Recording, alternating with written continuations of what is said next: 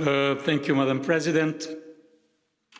I think in this debate, it came very clear how deep the crisis we are facing is, and also the fact that new measures, new restrictions that are taken in these weeks in our member states could further challenge the recovery. So this is my first point. The crisis is not behind us because this crisis is not like a war that finishes at a certain point and with the end of the war, the reconstruction begins. In this case, we will have a certain amount of time where emergency policies and recovery policy will go hand in hand. I think the awareness in the Parliament on the importance of the common reaction is very strong. I have to say that this common reaction came, first of all, from a sentiment of solidarity, which is a very good and European sentiment, but also it came from a common interest, the common interest to preserve the single market, because all we are seeing now shows that our concern on the fact that this crisis could have uneven consequences among different sectors and member states are quite confirmed. So we are seeing that distances are there. And this common interest, again, is not behind us. And this is one of the reasons why we should continue to support with our fiscal policies the recovery in the next period. I think that several interventions were mentioning the need of having the best possible use of the Recovery and Resilience Facility. What the Commission is committed to is to find a right balance, because this is not a memorandum written in Brussels that we have to impose to member states.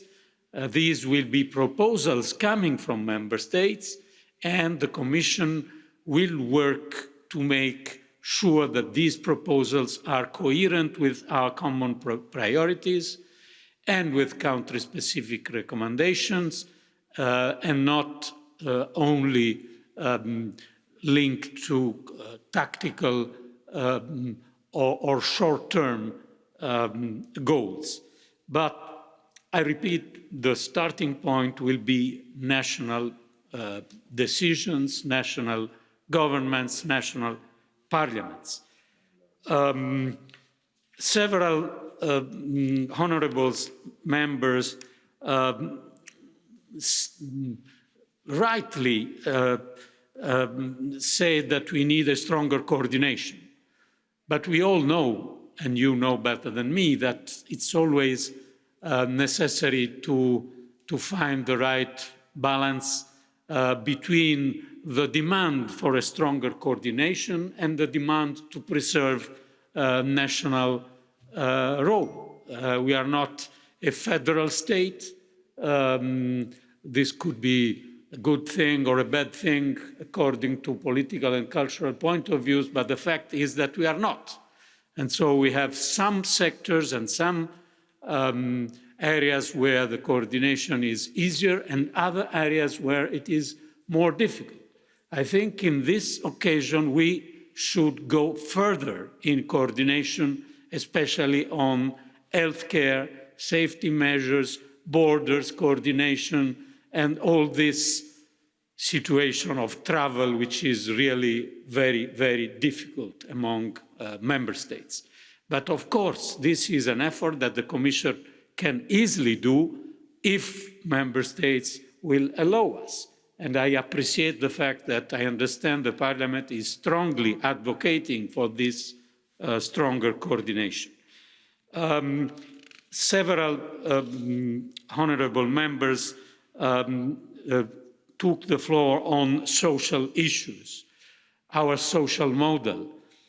I think that overall our social model showed in this crisis its difficulties, but also its strength. I think we can be proud of our social model if we compare the social consequences of this crisis in other parts of the world, where we don't have social services, or even where we have authoritarian models in government.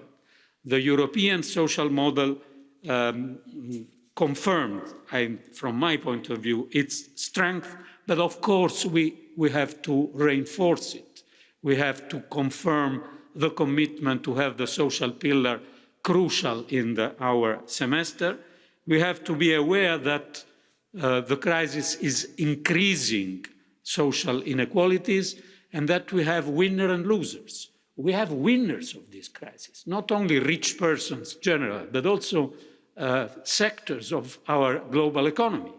For example, the digital global platforms are winners of this crisis. We will speak about this when we will speak about the digital taxation, own resources, etc., but for sure they are winners of this crisis. And other sectors that were mentioned here, culture, entertainment, travel, tourism, SMEs, and for sure I'm forgetting something, are the losers of this crisis. This means that they will need support for a longer time than others. We can't change and phase out this support in these sectors too soon. Finally, I think that there is a large consensus on the fact that our goal, the goal of this unprecedented common response, is not only to re-give life to our economies, to go back to what we were at the end of 2019. We are all aware of the difficulties, and some of them were mentioned here. The climate transition is not easy in many countries, but we are also aware of the tremendous responsibility that we have during this crisis to seize the opportunity to change for the better our societies and our economies. Thank you. Bardzo dziękuję. Zamykam debatę. Zanim przejdziemy do dalszych debat, czyli realizacji porządku dziennego, zostawię miejsce przewodniczącemu na wygłoszenie komunikatu.